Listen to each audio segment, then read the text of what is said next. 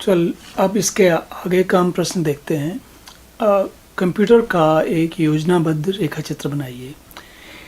जो ये योजनाबद्ध रेखा चित्र होता है, इसको थोड़ा समझने की बात है कि ये योजनाबद्ध रेखा चित्र है क्या चीज़। पहले तो जैसा हमने पहले भी कहा, कंप्यूटर एक सिस्टम होता है और अगर हम मनुष्य के कार्यप्रणाली को समझें कि वो कैसे करता है, जैसे मान लीजिए कि मेरे दिमाग में, मेरे मस्तिष्क में एक सवाल आया, प्रश्न आया कि भाई मुझे आप लोगों के लिए ये एक प्रश्न उत्तर की वो एक सीरीज़ बनानी, एक श्रेणी बनानी है, एक धारावाहिक बनाना है मान लीजिए, है ना। तो अब इसमें क्या करने वाला हूँ, प्रश्न मेरे दिमाग में आया कि ये मेरा इनपुट हुआ। क्या इनपुट हुआ? प्रश्न या कोई कार्य करने की इच्छा जो होती है उसे कहते हैं इनपुट। तो इसको हम डाटा भी कहते हैं। तो डाटा जो होता है, जैसे देखिए ये जो है कोई प्रश्न आना या कोई जानकारी आना। मान लीजिए कि आप जंगल में जा रहे हैं और अचानक आपको दिखा शेर। तो शेर दिखा, ये इनपुट आया आपको, तो आपने रिएक्शन में क्या किया?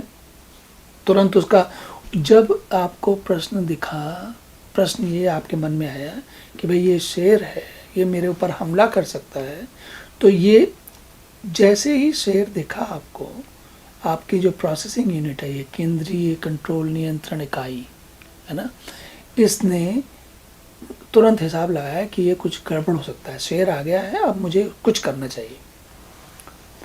अगर तो आपकी गणितीय इकाई क्या कर सकती है कि आपको बताएगी कि इस किसी पेड़ पे चढ़ जाओ, अब हिसाब लगाओ कितने ऊंचे पेड़ पे चढ़ जाऊं तो मैं शेर से सुरक्षित रहूं, या मैं कितनी तेज भागूं कि मैं शेर से सुरक्षित रहूं, या फिर मेरी दौड़ तेज है कि शेर की दौड़ तेज है। तो ये सारे नियम इन प्रश्नों के उत्तर, गणितीय प्रश्नों के उत्तर आपको इस इकाई से मिलते हैं कि भाई किसकी गति तेज है, बचने के लिए क्या करना। लेकिन जो नियंत्रण इकाई है वो ये बताती है कि भाई करना क्या है, कैसे करना है। तो गणितीय इकाई जो होती है वो सहायता करती है। आजकल इसमें एक इकाई और जुड़ गई है, वो कहते हैं चित्र इकाई।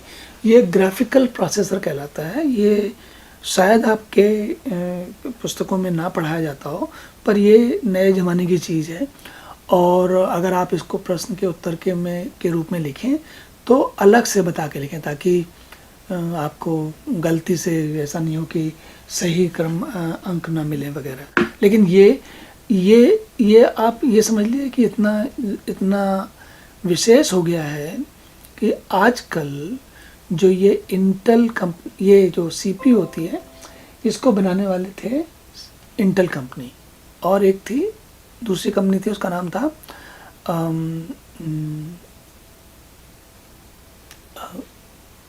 तो दूसरी कंपनी का मुझे नाम एकदम से याद नहीं आ रहा है।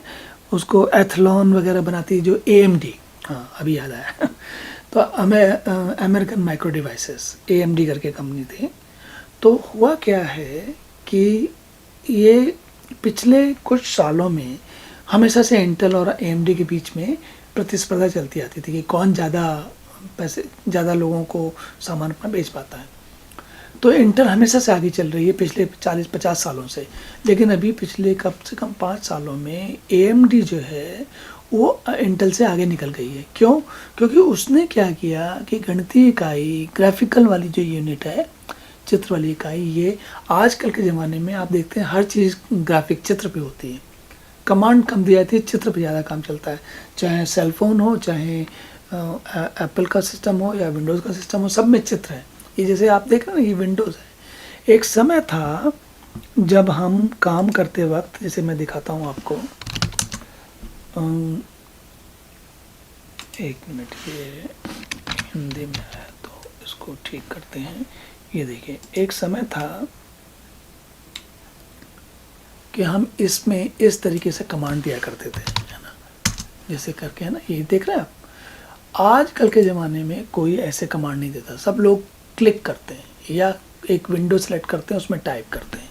तो ये सब के लिए ग्राफिकल प्रोसेसिंग चाहिए आपको, ग्राफिकल जो है उसका काम करने की क्षमता चाहिए, जो कि ये जो नीला वाला चित्र दिखा रहा हूँ ये आजकल ये इसके कारण AMD का और NVIDIA जैसी कंपनियों का बहुत ज़्यादा उन्होंने पैसा बना लिया है। इतना ज़्यादा पैसा बना लिया कि इंटेल से बहुत आगे निकल गई वो पैसे के मामले में। और उन्होंने और भी काम किए हैं, ऐसी बात नहीं। जो नए आजकल के हम जो इस पाठ्यक्रम में जो बात कर रहे हैं, अधिकतर हम पुराने प्रोसेसर्स के बारे में बात कर रहे हैं। जो आजकल के नए प्रोसेसर हैं वो बहुत उनमें बहुत सघन है, बहुत ज़्यादा काम कर सकते हैं और उनमें बहुत सारी अलग अलग हैं, तो अलग अलग उनके अंदर क्षमताएं हैं। आपको ध्यान रखने की चीज़ ये है कि CPU में आपकी जानकारी के लिए, आपके प्रश्न उत्तर के लिए एक सेंट्रल प्रोसेसिंग यूनिट है जिसे प्रोसेसर कहते हैं, और दूसरी ALU है, अरिथमेटिक लॉजिक यूनिट है, या अरिथमेटिकल प्रोसेसर भी कहते हैं इसको।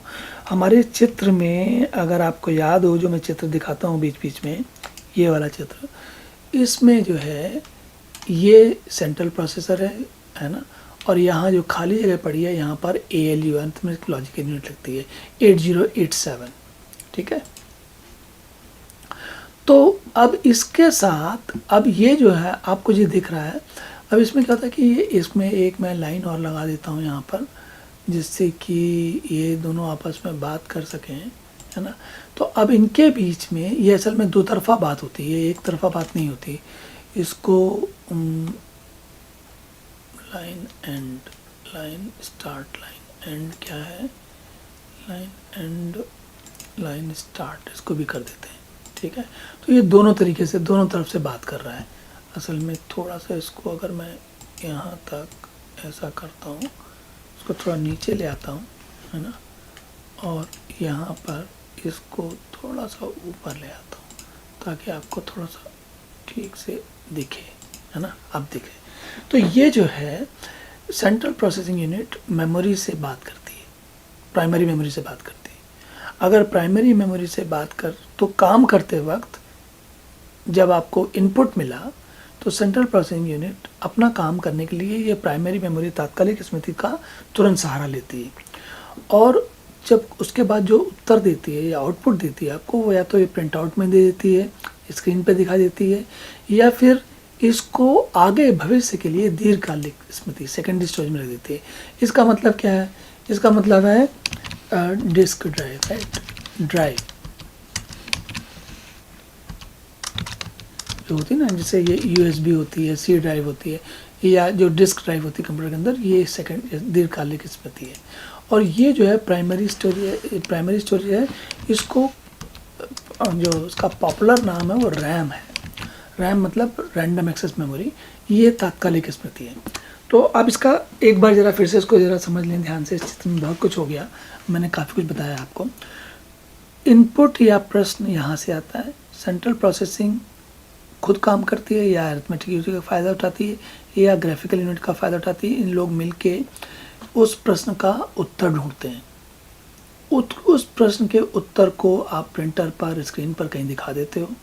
इस प्रक्रिया में प्रश्न का उत्तर ढूंढने के लिए या प्रश्न का उत्तर समझने के लिए हम प्राइमरी मेमोरी तात्कालिक स्मृति का प्रयोग करते हैं। ये जो CPU है वो प्रयोग करती है, और जब उसका काम हो जाता है या काम नहीं भी हुआ तो काम के दरमियान भी, बीच में भी कभी कभी वो ड्राइव पर, सेकेंडरी स्टोरेज पर लिख देती है। तो जैसे आपने अभी प्रश्न पूछा, इसका इसने उत्तर बताया, तो ये मेमोरी में रहा, मेमोरी से इसने स्क्रीन पर दिखा दिया या प्रिंट आउट दे दिया। अगर आपको इस उत्तर को भविष्य के लिए सुरक्षित कर लेना है, संरक्षण कर लेना है, तो आप उसे दीर्घकालिक स्मृति में, सेकेंडरी ड्राइव में जाकर लिख दोगे। जैसे अभी मैंने जो ये आपके लिए वीडियो बनाया है, इसको बनाते अभी मैं बना रहा हूँ, उसके बाद मैं सेकेंडरी ड्राइव में जाके इसको सेव कर दूँगा। सेव करने के बाद फिर आपके लिए, मेरे लिए, किसी के लिए भविष्य में ये उपलब्ध रहेगा।